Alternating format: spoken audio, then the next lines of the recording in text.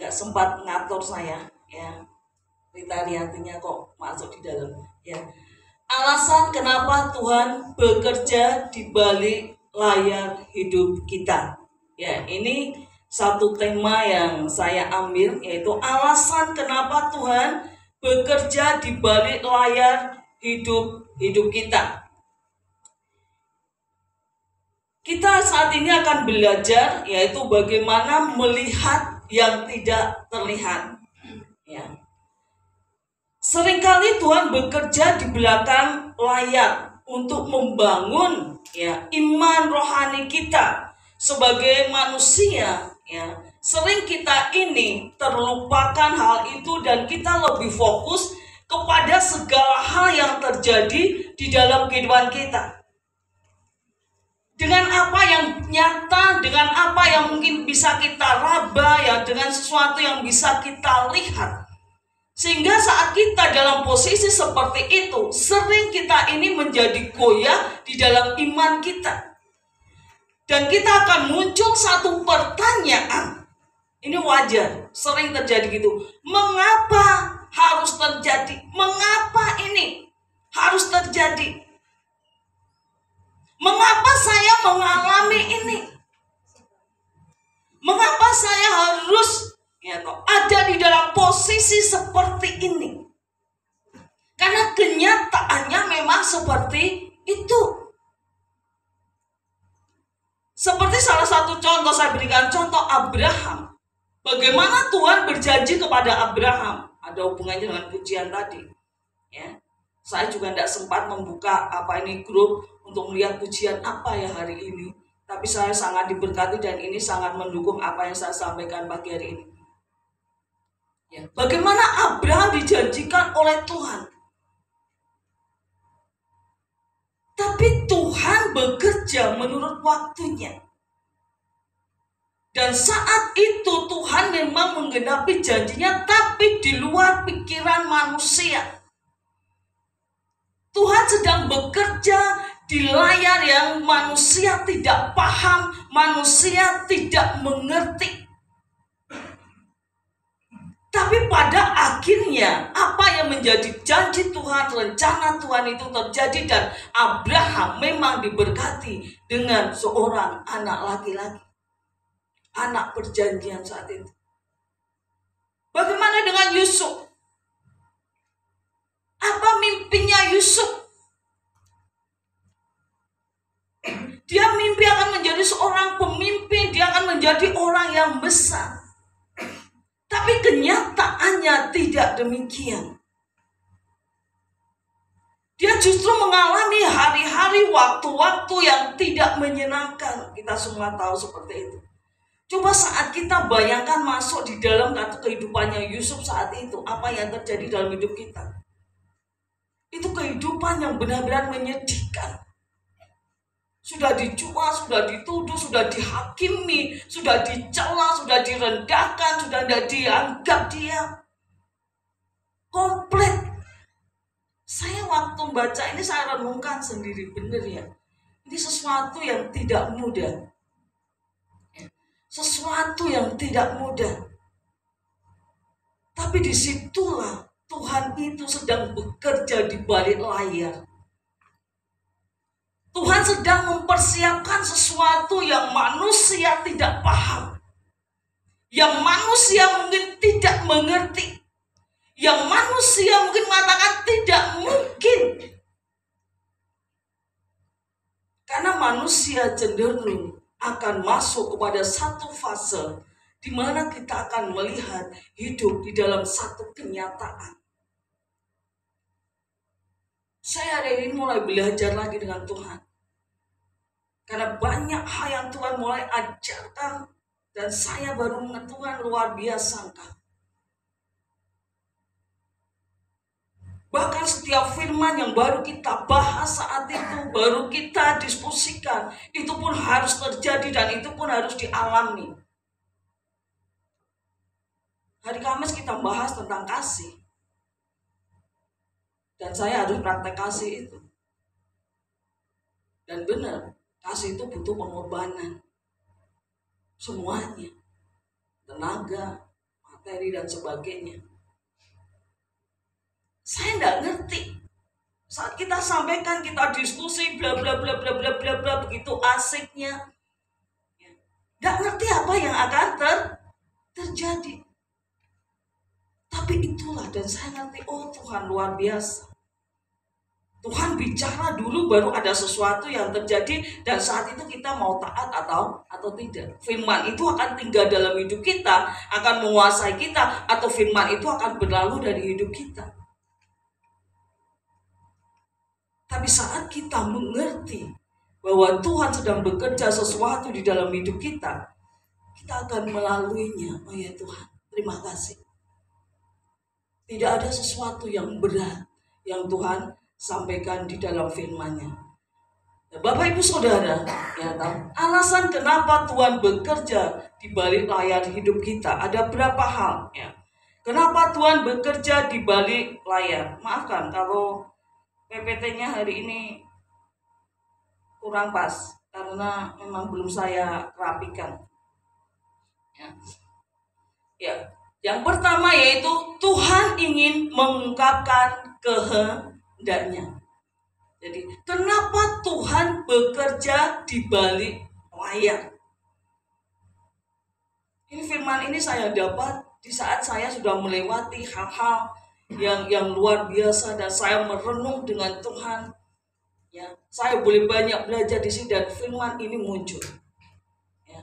Kenapa Tuhan bekerja di balik layar? Yang pertama, sebenarnya Tuhan itu ingin mengungkapkan kehendaknya. Tuhan ingin memiliki persekutuan yang dekat dengan kita. Yesaya 55 ayat 8 dan 9 katakan, sebab rancanganku bukanlah rancanganmu, ya, dan jalanmu bukanlah jalanku. Demikianlah firman Tuhan. Seperti tingginya langit dari bumi, demikianlah tingginya jalanku dari jalanmu dan rancanganku dari rancanganmu. Yang pertama, Tuhan ingin mengungkapkan kehendaknya. Bahwa Tuhan itu sedang merencanakan sesuatu yang terbaik dalam hidup kita. Katakan amin. Katakan dalam diri, Tuhan sedang merencanakan sesuatu yang terbaik dalam hidup. Jadi Tuhan saat ini itu sedang bekerja di balik layar untuk mengungkapkan segala kerinduannya, kehendaknya. Maka buang dulu masalah kita. Buang dulu segala apa yang terjadi dalam hidup kita yang buat kita penat, yang buat kita capek, yang buat kita ini sakit.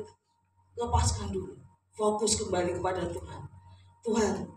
Tuhan, aku tahu Kau sedang ingin mengungkapkan sesuatu secara pribadi dalam hidupku. Aku tahu Kau sedang merenda sesuatu yang aku tidak mengerti saat ini di dalam hidupku. Dan saatnya nanti aku akan melihat Tuhan bahwa ada sesuatu, ya, rahasiamu yang ingin Tuhan nyatakan, dan saat itu saya bisa mengatakan, Tuhan Kau luar biasa. Jangan gagalkan ini dengan segala apa yang menjadi kehendak kita.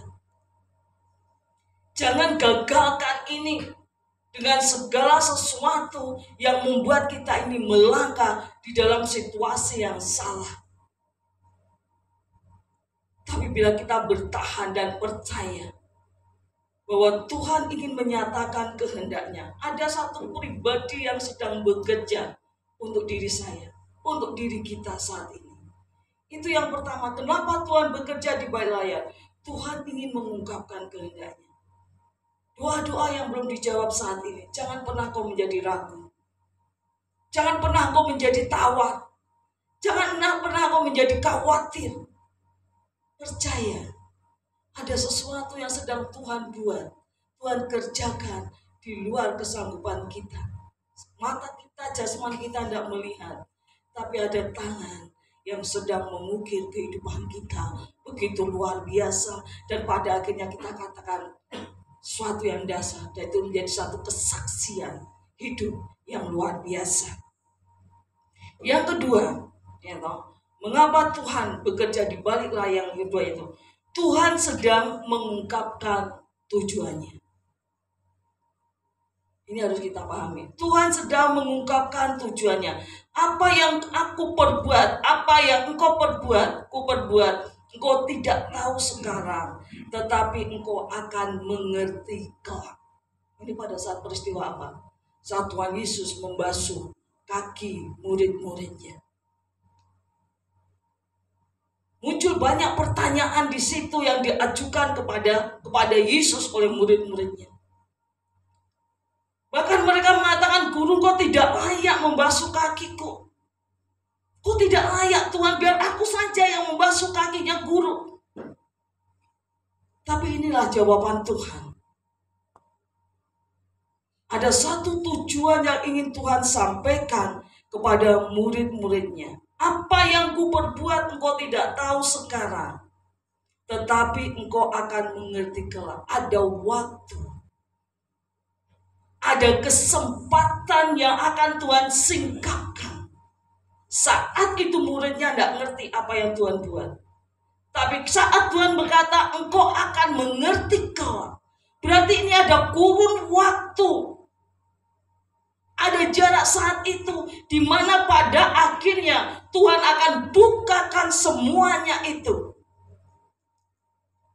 Karena yang terbaik itu pasti Tuhan rencanakan untuk anak-anaknya yang mengasihinya. Katakan amin. Luar biasa Tuhan kita itu. Ya. Dia begitu ajaib. Ada tujuan yang terbaik untuk setiap kita. Saya katakan itu. Untuk kehidupan Bapak Ibu semuanya. Untuk kehidupan saya. Dan yang ketiga, Tuhan itu mengajari kita bagaimana berjalan dengan iman. Supaya kita tidak fokus dengan apa yang ada. Saya berikan satu contoh di sini. Pernahkah kita marah kepada anak-anak kita yang sedang berjalan dan jatuh? Semua yang pernah punya seorang anak kecil, pernah enggak ibu-ibu masih ingat enggak? Waktu anak kita baru berjalan berapa langkah terus jatuh, apa yang kita lakukan?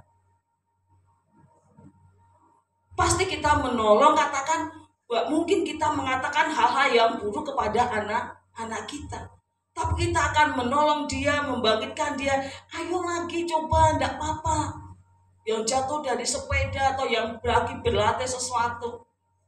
Kecuali kalau latihan nyopir, ya pasti situasinya beda, ya lagi nyopir mau nabrak yang di samping kita kalau bukan yang apa ini ya orang-orang yang khusus punya karunia lemah lembut, pasti apa langsung teriak. Akhirnya apa yang dilatih tadi tidak jadi apa ya, justru malah grogi. Ya saya sama suami saya gitu, gitu. Makanya pas latih itu papa ikut naik di mobilnya biar tahu caranya bagaimana. Tapi itulah memang reaksinya. Sama Eva gitu. Gimana Eva, kamu udah nyetir di sana?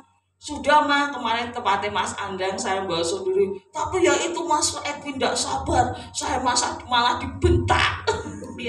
ya enggak apa-apa. Ya memang enggak apa-apa. Ayo biar mah malah berhenti belakang itu sudah ramai, jalannya ramai. Ya itu mah harus semua itu proses ya. Nanti emang semuanya akan bisa beda. Ya toh ini saya kasih contoh anak kecil. Seorang anak enggak mungkin. Nah, Tuhan itu seperti itu. Ya toh ada tujuan. Ya Tuhan sedang mengajar bagaimana kita ini berjalan dengan iman. Ada saatnya kita gagal. Benar enggak? Berjalan dengan iman. Siapa yang percaya terus, enggak pernah lemah, enggak pernah apa ini ya. Pokoknya imannya itu luar biasa terus. Itu proses. Ya, kita belajar melangkah, meyakini. Dan untuk berjalan dengan iman, kita itu apa? Harus kenal Allah kita. Dan mengenal Allah kita itu tidak cukup satu hari.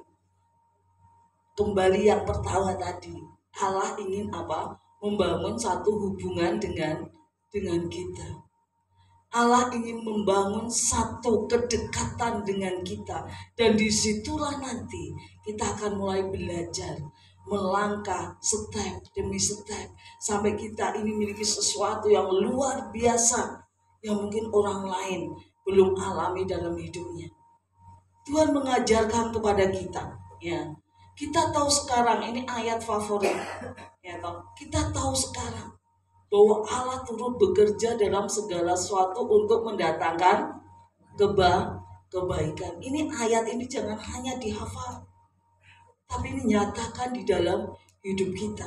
Bagaimana Allah bekerja di balik layar untuk mengajarkan kita berjalan di dalam iman, sehingga kita akan melihat sesuatu yang luar biasa, pengalaman hidup pribadi dengan Allah yang tidak kita dapatkan di dalam kita mungkin kuliah atau sekolah dimanapun. Istilahnya masuk di dalam sekolahnya Tuhan. Semuanya itu akan kita alami di saat kita ini yakin benar.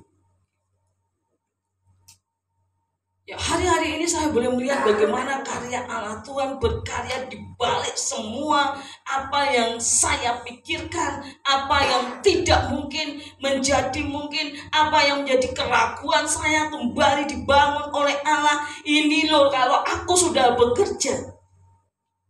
Ini loh kalau aku sudah menyatakan semuanya itu, yaitu untuk mendatangkan kebaikan. Memang kadang kita dibawa kepada satu fase di mana ada rasa cemas, di mana ada rasa khawatir.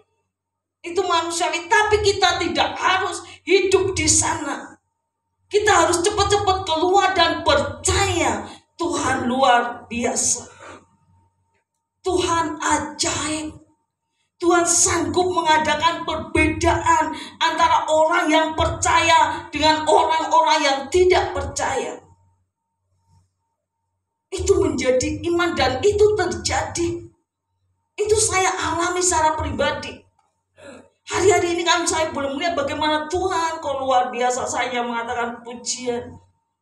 Kemarin sepanjang perjalanan itu saya hanya memuji Tuhan. Saya katakan Tuhan luar biasa. Ya, di belakang saya nyembah Tuhan, saya muji Tuhan. Saya tidak ngerti ngalir panjang jalan. Karena Tuhan itu luar biasa. Saya lanjutkan dulu. Yang keempat, ya, Tuhan sedang membangun kepercayaan diri kita. Ia takkan membiarkan kakimu goyah, penjagamu tidak akan terlelap. Sesungguhnya tidak terlelap dan tidak tertidur penjaga Israel. Ya, Tuhan bekerja di balik layar dengan tujuan apa? Ia sedang membangun kepercayaan diri kita. Tadi sudah saya singgung, ya. Dia tidak akan membiarkan kakimu goyah. Ada kekuatan yang luar biasa yang Tuhan berikan kepada setiap orang yang percaya. Mungkin ada pengalaman-pengalaman pribadi kita dengan Tuhan. Kok bisa ya saya bisa melewati semua itu? Kok bisa ya saya bisa menyelesaikan semuanya itu? Mungkin dalam 1 bulan itu kita ada pergumulan yang berat. Dan kita masuk di bulan yang baru. Kita merenung, Tuhan, kok bisa ya saya bisa melewati bulan kemarin ya? Dalam situasi yang seperti itu, keadaan seperti itu. Kita tahu kita tidak sendiri. Tuhan tidak akan membiarkan kaki kita ini goyah. Bahkan saat terjatuh pun Tuhan mengatakan kita tidak akan sampai tergeletak. Luar biasa. Dia akan angkat kita, dia akan bangunkan kita. Dan dia akan tuntun kita berjalan kembali sesuai dengan apa yang Tuhan mau. Sesuai apa yang Tuhan rindukan di dalam kehidupan kita semuanya. Itu yang 4. Yang terakhir, karena ada perjamuan, ya. Kenapa Tuhan bekerja di balik? Tuhan menanamkan harapan. Ya, ini saya tuliskan di sini. Ini sesuatu yang luar biasa. Harapan adalah detak jantung dari janji-janji Tuhan. Lagi pujian terakhir tadi sangat menguatkan. Dia membantu kita bangkit di tengah keadaan apapun situasinya. Tuhan ingin bahwa kita ini tetap berharap. Kuatkan dan teguhkan hatimu, jangan takut dan jangan gemetar. Karena mereka, sebab Tuhan Allahmu dialah yang berjalan menyertai engkau. Ia tidak akan membiarkan engkau dan tidak akan meninggalkan engkau. Ya, ini satu ayat yang benar-benar merupakan janji Allah di dalam hidup kita, yang menjadi harapan kita. Bahwa di dalam Dia harapan orang percaya tidak sia-sia. Ya mungkin ada yang bertanya, kenapa kemarin kami kok tiba-tiba berada di Bogor?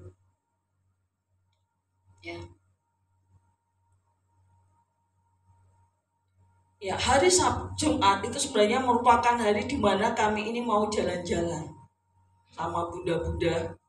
Ya, ayo renang gitu. Tapi ternyata hari itu saya ada jadwal, saya tidak tahu kalau hari itu adalah pelantikan untuk pengurus PD, ya, untuk Hipaudi Kabupaten, yaitu di Hotel Proliman. Ya sudah, saya datang ke sana. Ya di situ ya saya merasakan yang mengikuti semuanya dengan baik tanpa memikirkan sesuatu yang akan terjadi. Dan biasa kita di situ ada waktu-waktu untuk kita ini berfoto bersama. Dan saya tidak ngerti saat foto itu di situ ada tulisan banyak sekali. Saya itu ambil satu tulisan yang mengatakan kudu strong dan kudu strong dan kokoh. Saya tidak ngerti ngambil satu tulisan itu saat saya foto. Ya, saya pikir ya kita butuh kekuatan, tidak punya pikiran apa-apa. Sampai rumah, ya saya biasa masih capek sekali, saya tiduran, ya. Terus Pak Daniel ada telepon, saya pikir telepon siapa yang kecelakaan dan gitu. Terus Pak Daniel masuk, Ratna kecelakaan di. Nah terus ya coba buat list di keluarga siapa yang butuh gini-gini biar kita bisa membantu, itu seperti biasa seperti itu. Tapi saya waktu itu agak enggak jawabnya dengan badannya lah, sebentar terus saya tuh diam sana, Tuhan ini apa. Terus saya nelpon adik saya Ratna, saya video call, dia kondisinya dia nangis, ya toh nangis terus, Mbak kepalaku enggak bisa gerak. Ini saya mual Mbak, muntah terus. Nah terus piye? Nggak tahu badanku nggak bisa gerak Mbak, soal gini nih. Ini kondisinya seperti itu, saya pikir, nah ini dia posisi di sana sendiri, tidak ada siapa-siapa. Saya mikir ibu juga, pasti ibu pikiran, saya bilang gitu, pasti ibu pikiran ada kabar seperti itu. Terus saya ngomong gini, ya sebentar, dia matikan dulu. Terus akhirnya saya kontak ke Semarang. Ini piye? Ya Mbak, waduh Mbak, Semarang kamu Mbak, ini ada ini. Nah terus gimana? Aku bilang, kita mau tidak mau harus berangkat ke sana. Ada perwakilan yang tahu kondisinya persis seperti apa. Ya Mbak, saya cari help ya Mbak, nanti rombongan. Ya wes satu kabarnya. Terus akhirnya, ya ampun Mbak, helpnya 4 juta sekian, bilang gitu. Gak sanggup, bilang gitu. Ya sudah, nah, terus ini kan Mas Ana kasih satu mobil besar gitu. Ya sudah, yang bisa kita berangkat sendiri-sendiri. Akhirnya sore ini berangkat ya Mbak. Ya akhirnya saya atur di rumah. Saya hubungi Mbak Miati, biasa untuk ibu harus ada temannya. Terus hubungi Bunda Wati untuk menjaga ibu, dan saya sampaikan ibu tenang, jangan banyak pikiran, semuanya nanti bisa diatasi, bisa digambari. Dan kami langsung berangkat saat itu tanpa rencana. Ya, tanpa rencana. Mbak nginep di mana? Dia ngomong, "Wes ngene weh, mandi di pom bensin." Wah, aku mandi di pom bensin. Nah gitu. Ya mesti kita nginep di mana, atau kita enggak mungkin kita nginep di rumahnya di Ratna kan, di Bali juga ada di rumah sakit. Ya cari penginapan ya Mbak. Oh, bayarnya gini-gini. Ya wes cari penginapan dan gitu. Wes murah-murah apa ya Mbak? Ya Murah-murah masih 550, ya ampun saya murah 550 hanya tidur berapa jam. Tapi enggak apa-apa, yang penting kita bisa istirahat. Dan satu yang luar biasa saya saat ketemu, ya lihat kondisinya langsung, ya sedih sih, gak bisa nemenin dia dalam kondisi saat ini yang masih dia harus berjuang, dan kami hanya berdoa dan bersyukurnya Pak Pendetanya itu baik, itu roto ayam, ya toh, berarti dia tidak sendiri. Ya ada Pak Pendetanya di sana baru jaga waktu saya ke sana, itu ada Pak Pendetanya, terus ada teman-teman gereja datang, paling enggak ya ada teman-teman yang mendampingi dia tidak, dan saya katakan Tuhan luar biasa. Dan saya dapat bonus juga bisa ketemu cucu saya karena Eva juga langsung ke Bogor. Dan saya katakan Tuhan sebenarnya saya itu mau istirahat saat itu, ya manusia saya, ya toh, karena berapa hari kita ini sudah jalani hal-hal yang baru pertama kali harus kami persiapkan. Itu pertolongan Tuhan luar biasa. Dan di perjalanan pun pokoknya paling enggak Sabtu harus sampai di Kudus, saya bilang gitu. Ya Mbak, karena aku Minggu juga ada acara di gereja. Ya sudah, langsung berangkat. Jadi saya seperti mimpi, hari ini di sini baru acara ini langsung sampai Bogor, balik lagi, dan saat ini sudah di sini. Sana Tuhan, ini di luar rencana. Kadang-kadang itu loh, hidup kita ini enggak ngerti apa yang terjadi. Ini tidak pernah saya rencanakan, tidak pernah saya pikirkan. Dan saya juga baru khotbah minggu kemarin tentang kecelakaan. Loh, ini adik saya kecelakaan, suatu yang tidak dipikirkan di situ. Dari sini membuat saya secara pribadi dengan Tuhan saya bersyukur. Tuhan itu luar biasa, selalu mengingatkan kita bagaimana berartinya hidup ini. Di mana Tuhan berikan kesempatan demi kesempatan, dan terlebih saya dikuatkan dengan firman ini. Sebelum saya berangkat ini firman sudah saya siapkan. Saya tahu kau sedang bekerja di balik layar untuk merenda sesuatu di luar apa yang tidak kami mengerti, kami pahami saat ini. Di jalan muncul pertanyaan banyak kami, tapi saya kembalikan kepada Tuhan.